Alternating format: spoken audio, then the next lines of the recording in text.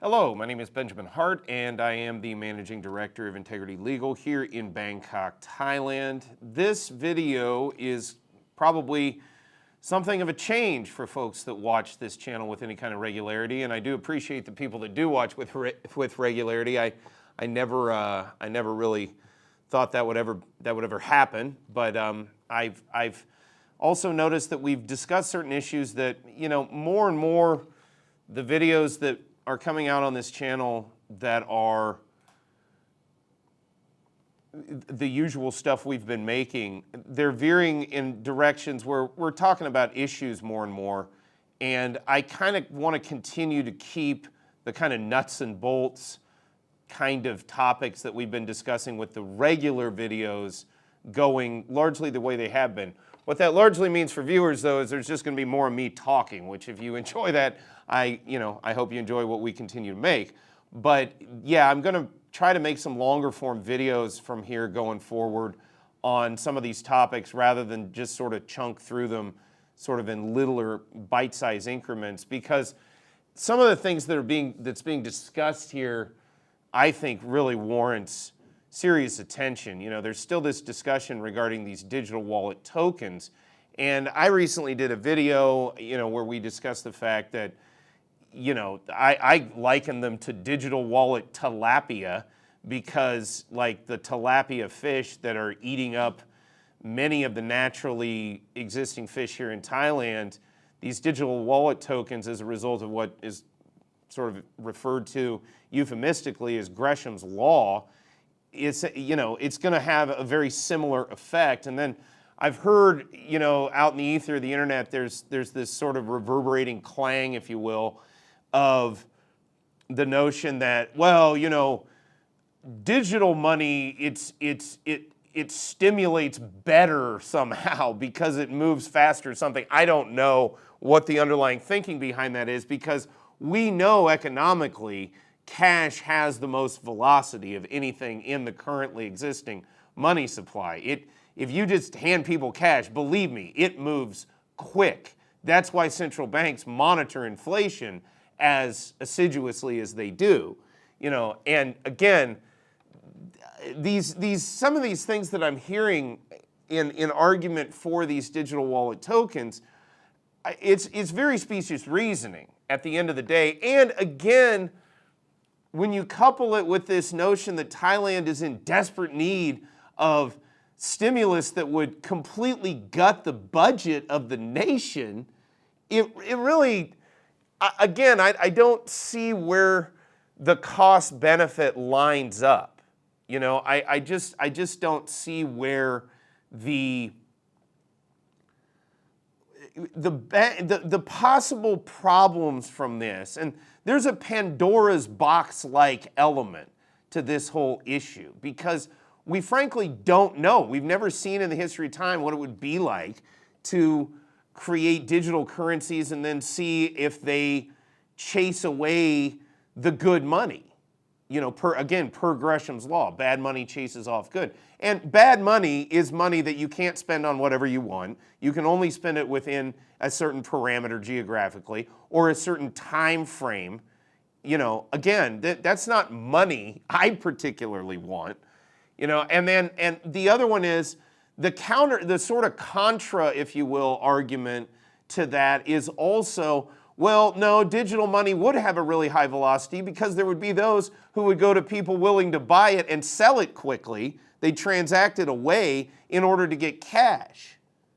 That's the other thing that, again, I don't think many people are thinking about when it comes to the issue of these digital wallet tokens. And again, the thumbnail we used for this video I actually made the meme. It's from The Sopranos, where Paulie Walnuts, it's a pretty good episode, it's kind of comedic, is running this feast, and one of the vendors is griping at him that, they do things differently in Ohio.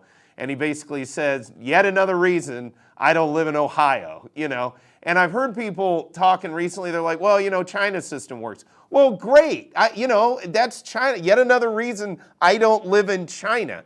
And I wouldn't say it works. I would say they just have had it imposed upon them and they're getting along as best they can. This digital wallet token thing, it scares me because it is truly totalitarian in nature. This is not a partisan thing. This is not even really an ideological thing. It just comes down to, do you really want all financial transactions to be surveilled?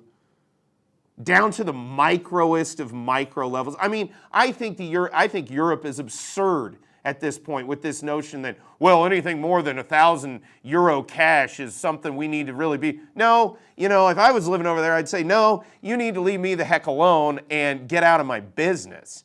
I don't know where this notion of privacy being an inherently bad thing came from, but it's a bad notion. It's not a good idea. Privacy is very important. It's why it's enshrined in many legal documents, and I hate that specious argument that privacy isn't mentioned in the First Amendment or in the Constitution and the founding documents, including the Bill of Rights, because, yeah, it's okay.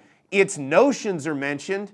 What are we playing, kids games now that the actual word privacy isn't used, therefore there's no privacy? The Fourth Amendment is quite clear, persons, papers, and effects.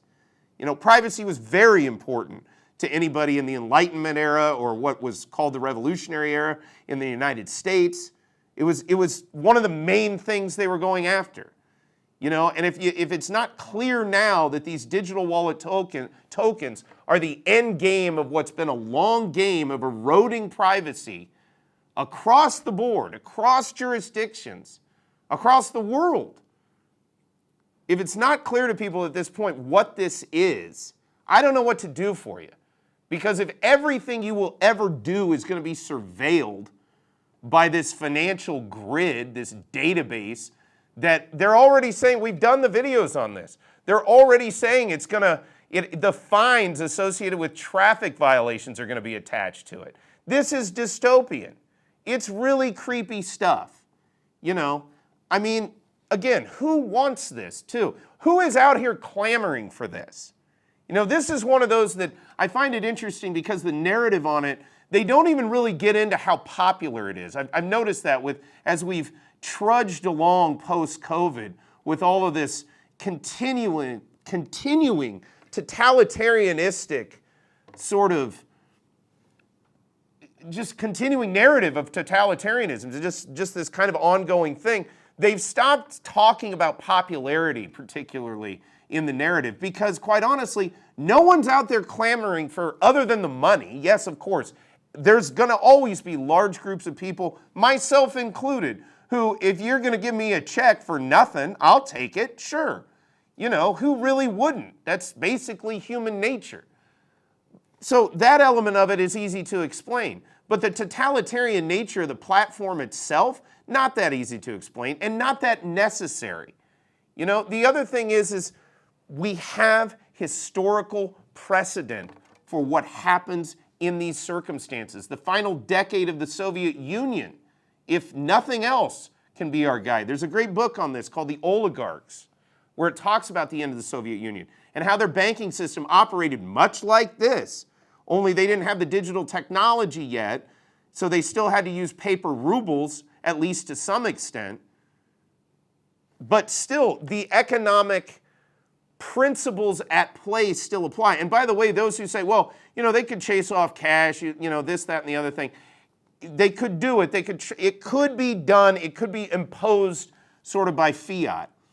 But it will only backfire. People will just go over into some other method of trade, method of barter, especially in this era, Bitcoin, other types of privacy-based cryptos, to name just a few, not to mention gold and silver, which are real easy to use.